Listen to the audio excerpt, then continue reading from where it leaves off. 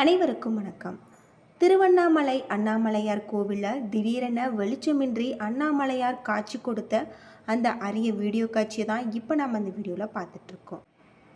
கருவறையில் இருந்து அண்ணாமலையார் வெளிச்சமின்றி வரக்கூடிய ஒரு அரிய வீடியோ காட்சி சமூக வலைத்தளங்களில் மிக அதிக அளவில் பகிரப்பட்டு வந்தது. அந்த வீடியோ தான் இப்போ நம்ம இந்த வீடியோவில் பார்த்துட்ருக்கோம். உங்களுக்கு திருவண்ணாமலையில் இருக்கக்கூடிய அண்ணாமலையாரை பிடிக்கும் அப்படின்னா அண்ணாமலைக்கு அரோகரா அப்படின்னு சொல்லிட்டு மறக்காமல் கமெண்ட் பண்ணுங்கள். அது மட்டும் இல்லாமல் திருவண்ணாமலை பற்றிய பல சுவாரஸ்யமான தகவலை பற்றி இன்றைக்கி நம்ம இந்த வீடியோவில் தெரிஞ்சுக்கலாம். இந்த வீடியோ ரொம்பவே பயனுள்ளதாக இருக்கும். அதனால் வீடியோவை கடைசி வரைக்கும் ஸ்கிப் பண்ணாமல் பாருங்கள். இது வரைக்கும் நம்முடைய சேனலை நீங்கள் இன்னும் சப்ஸ்கிரைப் பண்ணலைன்னா மறக்காமல் சப்ஸ்கிரைப் பண்ணிவிடுங்க. வாங்க வீடியோக்குள்ளே போகலாம். பொதுவாக அண்ணாமலை என்பது அண்ணுதல் என்றால் நெருங்குதல் என்று பொருள். அண்ணா என்றால் நெருங்கவே முடியாதது என்பதாகும். பிரம்மாவாலும் விஷ்ணுவாலும் அடியையும் முடியையும் நெருங்க முடியாத நெருப்பு மலை என்பதால் அண்ணாமலை என பெயர் வந்திருக்கு. கார்த்திகை தீப திருவிழா கொண்டாடப்படும் இந்த கோவில் பல்வேறு சிறப்புகளை கொண்ட கோவிலாக தான் இருக்கு. கைலாயத்தில் லிங்கம் இருப்பதால் கைலை என்றும், லிங்கமே மலையாக இருப்பதால் திருவண்ணாமலை என்றும் சிறப்புக்குரியதாக சொல்லப்படுது. இந்த மலை மிகப்பெரிய புனிதமாக கருதப்படுது. சிவலிங்கமாக கருதி சித்தர்கள், முனிவர்கள், ஞானிகளாம் வழிபட்டிருக்காங்க. சிவபெருமானின் பஞ்சபூத தலங்களில் இது அண்ணாமலை அக்னி தலமாக இருக்கு. நால்வாளாரும் பாடல் பெற்ற தலம். எங்கிருந்து நினைத்தாலுமே நமக்கு முக்தியை கொடுக்கக்கூடிய தலம். இந்த தலத்துல தான் திருப்புகழ், கந்தர் அபுதி, அண்ணாமலை அஷ்டகம் போன்ற புனித நூல்கள் பிறந்திருக்கு. மூர்த்தி, தலம், தீர்த்தம் என மூவகை சிறப்புகள் கொண்ட தலம். பிரம்மன் திருமாலின் ஆணவம் அளித்த தலம். அர்த்தநாரீஸ்வரர் கோலம் கொண்ட தலம். கார்த்திகை தீபத்தின் மூலத்தலம். ஆதார தலங்களில் இது மணிபூரக தலமாக இருக்கு. 142 சன்னதிகள், 22 பிள்ளையார்கள், 306 மண்டபங்கள் கொண்ட கோவிலாக இருக்கு. மிக பழமையான திருவண்ணாமலை இந்த கோவில் 200 கோடி ஆண்டுகளுக்கு முற்பட்டதாகவும் அந்த காலத்திலேயே திருவண்ணாமலை தோன்றுவிட்டது என்று சொல்லப்படுது. திருவண்ணாமலை அருணாச்சலேஸ்வர் திருக்கோவில் சுமார் 25 ஏக்கர் பரப்பளவில் பிரம்மாண்டமாக அமைஞ்சிருக்கு. இந்த கோவிலில் 9 கோபுரங்கள் இருக்கு, 6 பிரகாரங்கள், 142 சன்னதிகள், 22 பிள்ளையார்கள், 306 மண்டபங்கள், 1000 தூண்கள் கொண்ட 1000 கால் மண்டபம். இதன் அடியில் பாதாள லிங்கம், திருமண மண்டபம், 43 செப்பு சிலைகள், அண்ணாமலையார் பாத மண்டபம் என அமைந்த கோவிலாக இருக்கு. சிவகங்கை தீர்த்தம், பிரம்ம தீர்த்தம் என 2 பெரிய குளங்கள் இந்த கோவிலின் உள்ளே அமைஞ்சிருப்பது தனி சிறப்புக்குரிய ஒன்று. படைக்கும் கடவுளான பிரம்மாவும் காக்கும் கடவுளான விஷ்ணுவும் தங்களில் யார் உயர்ந்தவர்கள் என வாக்குவாதம் ஏற்பட்டிருக்கு. இதை அறிந்த சிவபெருமான் அவர்கள் முன்பு ஜோதி வடிவில் தோன்றிருக்காரு. இருவரும் சிவனிடம் முறையிட்டிருக்காங்க. அப்போது சிவன் யார் தனது அடிமுடியை கண்டு வருகிறீர்களோ அவர்களே உயர்ந்தவர்கள் என கூறியிருக்காரு. விஷ்ணு வராக அவதாரம் எடுத்து பூமிக்குள் சென்றிருக்காரு. அது போய்கொண்டே இருந்தது. திரும்பி வந்து சிவனிடம் தன்னால் கண்டறிய முடியவில்லை என்பதை ஒப்புக்கொண்டிருக்காரு. பிரம்மா அன்னப்பறவையாக உருவெடுத்து சிவபெருமானின் முடியை கண்டு வர கிளம்பியிருக்காரு. அவரால் காண முடியவில்லை. எனவே சிவபெருமானே முழு முதல் கடவுள் என்பதை உணர்ந்து கொண்டு அவரை வணங்கி நின்றிருக்காங்க. பின் சிவபெருமானும் ஜோதி வடிவில் இருந்து ஒரு மலையாக மாறி காட்சி கொடுத்திருக்காங்க. அந்த மலைதான் கோவிலின் பின்புறம் அமைஞ்சிருக்கு அண்ணாமலை. ஹலோ ஃப்ரெண்ட்ஸ், ரொம்ப நாளுக்கு அப்புறம் ஒரு பர்சனல் வீடியோ. சின்னதா ஸ்கூட்டிலேருந்தே விழுந்தாங்க. ஸ்பைனல் கார்டில் சர்ஜரி பண்ணிட்டாங்க. அதில் ஒரு சில காம்ப்ளிகேஷன்ஸ் ஆகி செகண்ட் சர்ஜரி போய் லைஃப் டோட்டலாக 3 months கம்ப்ளீட்டாக பெட்டில் தான் எழுந்துக்க முடியாத அளவுக்கு ஆயிடுச்சு. சரி, இப்பயும் அதே மாதிரி பெயின் அது இதுன்னு போயிட்டே தான் இருக்கு. சரி, எங்க ஃப்ரெண்ட் ஒருத்தவங்க தான் சொல்லியிருந்தாங்க, ஒரு அஸ்ட்ராலஜர் நம்பர் தரேன் பாருங்க என்னதான் அப்படின்னு சொல்லிட்டு. 1 week அப்புறம் தான் அவர்கிட்ட அப்பாயின்மெண்டே கிடைச்சது. பார்த்தா எனக்கு ஆல்ரெடி தெரிஞ்ச ஒருத்தர் தான் அவரு. பவன் நம்பூதிரி ஸ்ரீ வாராகி ஜோதிட நிலையம் வச்சிருக்காங்க.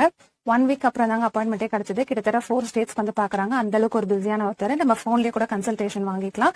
ஸோ இப்போ என்ன மாதிரி எல்லாம் ப்ரொசீட் பண்ணணும், என்ன மாதிரி விளக்கு போடணும்லாம் எனக்கு சொல்லியிருக்காங்க. ஸோ ஓரளவுக்கு எனக்கு நல்ல ஒரு கிளாரிட்டி கிடைச்சிருக்குங்க. இதே மாதிரி உங்க லைஃப்ல ஏதாச்சும் ப்ராப்ளம் இருக்கு, யாராச்சும் கைட் பண்ண மாட்டாங்களா இருந்தீங்களா, இவங்களை நீங்க ரெஃபர் பண்ணலாம். ஸ்கிரீன்ல கான்டாக்ட் நம்பர் இருக்கு. நன்றி நற்பவி, நல்லதே பவிக்கட்டும். இறைவன் இந்த தலத்தில் சுயம்புலுங்க திருமேனியாக நாக கிரீடம் அணிந்து தூய வெண்ணிற ஆடையுடன் அருணாச்சலேஸ்வரர் என்ற திருநாமத்துடன் தன்னை தரிசிக்க வரும் பக்தர்களுக்கு அருள் புரிகிறார். கருவறை கௌசிடத்தில் ஈசனின் பின்புறம் லிங்கேஸ்வரர் எழுந்திருப்பதை நம்ம காணலாம். பிரம்மா தன்னால் அடிமுடியை காணவில்லை என்பதை மறுத்து சிவபெருமானின் தலையில் இருக்கக்கூடிய தாளம்பூவை பொய் சாட்சி சொல்ல வைத்து கண்டுவிட்டதாக பொய்யுரிச்சிருக்காரு. இதை அறிந்த சிவன் கோபமுற்று இனி உனக்கு பூமியில் கோவிலோ பூஜையோ கிடையாது என சாபமிட்டிருக்காங்க. அதே போல தாளம்பூவை இனி தனது பூஜையில் உன்னை பயன்படுத்த மாட்டார்கள் என கூறிவிட்டிருக்காரு. இதன் காரணமாக தான் இன்றளவுமே சிவாலயங்கள்ல தாளம்பூவை மட்டும் படைக்க மாட்டாங்க. பிரம்மோற்சவம் ஆனி மாத பிரம்மோற்சவம், மாசி மகம் தீர்த்தவாரி, கார்த்திகை தீபம், பரணி தீபம், மகா தீபம், பங்குனி உத்திரம், திருக்கல்யாண உற்சவம் ஆகிய திருவிழாக்கள் ஆண்டுதோறும் நடைபெறும். வருடத்தின் எல்லா மாதங்களிலும் ஏதாவது ஒரு திருவிழா இந்த தலத்தில் நடந்து கொண்டே இருப்பது சிறப்பு. ஒவ்வொரு மாதமும் பிரதோஷ விழா வெகு சிறப்பாக நடைபெறுகிறது. தினமும் 6 கால பூஜைகள் நடைபெறுது. சிவன் கோவில் அனைத்திலுமே சிறப்பு வழிபாடு திங்கட்கிழமையாக இருக்கும்.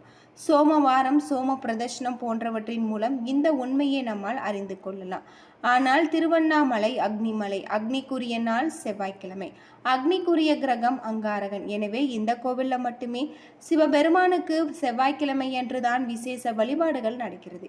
கிளை கோபுரம் 81 அடி உயரம் கொண்டிருக்கு. தெற்கு திருமஞ்சன கோபுரம் 152 அடியும், தெற்கு கட்டை கோபுரம் 70 அடி உயரமும், தெற்கு பேய் கோபுரம் 160 அடி உயரமும் கொண்டிருக்கு. அண்ணாமலை கிருத யுகத்தில் அக்னிமலையாகவும், கிரேத யுகத்தில் மாணிக்க மலையாகவும், துவாபர யுகத்தில் தாமிர மலையாகவும், கலியுகத்தில் கல்மலையாகவும் திகழ்கிறது. இந்த மலையானது 2688 அடி உயரம் கொண்டிருக்கு. கிரிவல பாதையின் தூரம் 14 கிலோமீட்டர். இந்த பாதையில் 20 ஆசிரமங்கள், 360 தீர்த்தங்கள், பல சன்னதிகளும் அஷ்டலிங்கங்களும் இருக்கு. 26 சித்தர்கள் வாழ்ந்திருக்காங்க. அடைக்கு 1008 லிங்கம் அமைஞ்சிருக்கு. இந்த மலையை ஒவ்வொரு இடத்தில் நின்று பார்த்தாலும் ஒவ்வொரு வகை தரிசனமாக நாம் 27 வகை தரிசனத்தை காணலாம். இந்திரலிங்கம், அக்னிலிங்கம், யமலிங்கம், ஹிருதலிங்கம், வருணலிங்கம், வாயுலிங்கம், குபேரலிங்கம், ஈசானலிங்கம் என அஷ்டலிங்கங்கள் அமைஞ்சிருக்கு. கைலாயத்தில் ஆழ்நிலை தியானத்தில் இருந்த ஈசனின் கண்களை அன்னை பராசக்தி விளையாட்டாக மூடியதால் இந்த பிரபஞ்சமே இருண்டது. அனைத்து ஜீவராசிகளும் துன்பத்திற்கு உள்ளாயிருக்காங்க. இதனால் ஏற்பட்ட பாவத்தை போக்க உலகம் வந்து காஞ்சிபுரம் கம்பை நதிக்கரையில் அன்னை காமாட்சி தவம் புரிஞ்சிருக்காங்க. ஒரு நாள் கம்பை நதிக்கரையில் பெரிய வெள்ளப்பெருக்கு ஏற்படுத்திருக்கு. அன்னை காமாட்சி தன் அமைத்த சிவலிங்கம் கரையாமல் இருக்க மார்போடு சேர்த்து அணைத்து கொண்டிருக்காங்க. இதனால் அன்னையின் பாவத்தை சிவபெருமான் நீக்கியிருக்காரு. அப்போது அன்னை காமாட்சி, ஐயன் நீங்கள் எப்பொழுது பிரியாமல் இருக்க தங்கள் திருமேனியில எனக்கு இடப்பாகம் தந்தருள வேணும் என வேண்டியிருக்காங்க. இதற்கு சிவபெருமான் அண்ணாமலை சென்று தவம் செய் என்று சொல்லியிருக்காரு. அவ்வாறு உமையும் தவம் செஞ்சிருக்காங்க.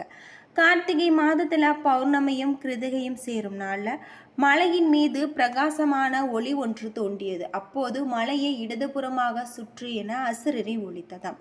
அவ்வாறு கிரிவலம் சென்ற அன்னையை அழைத்து தனது திருமேனியில இடப்பாகத்தை அழித்து ஆட்கொண்டிருக்காங்க. சிவபெருமானே அர்த்தநாரீஸ்வரராக காட்சி கொடுத்திருக்காரு அப்படின்னே சொல்லலாம்.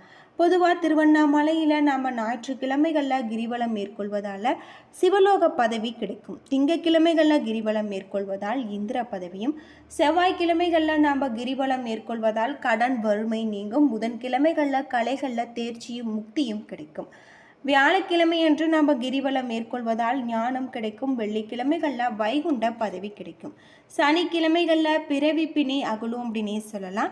கிரிவலத்தை தொடங்குவதற்கு முன்பு திருவண்ணாமலை கோவிலில் அருகே இருக்கக்கூடிய பூத நாராயணனை தரிசித்து அனுமதி பெற வேண்டும். பூத நாராயணன் தான் திருவண்ணாமலையின் காவல் தெய்வம். அவரை வணங்கி புறப்பட்டால் எந்தவித இடையூறும் இல்லாமல் முடிக்க முடியும் என்பது நம்பிக்கை. பின்னர் வழியில் இருக்கக்கூடிய இரட்டை பிள்ளையாரை நாம் வணங்க வேண்டும். அதன் பின்பு ஆலயம் சென்று அண்ணாமலையாரையும் அம்பிகையும் நாம் தரிசிக்க வேண்டும். கிரிவல பாதையில் 8 திசைகளிலுமே ஒவ்வொரு லிங்கம் இருக்கு. கிரிவலத்தின் இந்த லிங்கங்களை வணங்கிவிட்டு தான் நாம் செல்ல வேண்டும். மலையை ஒட்டி நடக்காமல் இடது பக்கமாக செல்ல வேண்டும். நம்மோடு சித்தர்களும் நடந்து வருவாங்க என்று சொல்லப்படுது. கார்த்திகை மாதம் மகா தீபம் இந்த கோவிலில் 10 நாள் திருவிழாவாக கொண்டாடப்படுது. விழாவின் இறுதி நாளன்று மாலை 6 மணிக்கு மேல் இறைவன் மற்றும் இறைவிக்கு பூஜைகள் செய்யப்பட்ட பின்பு 10 தீபங்களையும் மோளத்தாளத்துடன் வெளியே எடுத்து செல்லப்பட்டு கொடிக்கம்பம் அருகே இருக்கக்கூடிய தீப கொப்பரையில் ஒன்று சேர்த்து எரிய விடுவாங்க. அப்போது அந்த நிமிடத்தில் அர்த்தநாரீஸ்வரர் வெளிவந்து காட்சி கொடுத்து விட்டு உள்ளே சென்று விடுவார். என்ன நண்பர்களே, இந்த வீடியோ உங்களுக்கு பயனுள்ள தகவலை தந்திருக்கும்னு நினைக்கிறேன். வீடியோ பிடிச்சிருந்தா லைக் பண்ணுங்கள், ஷேர் பண்ணுங்கள், கமெண்ட் பண்ணுங்கள். இது போல தகவலை தெரிஞ்சுக்க நம்ம சேனலை மறக்காமல் சப்ஸ்கிரைப் பண்ணுங்கள். நன்றி நண்பர்களே.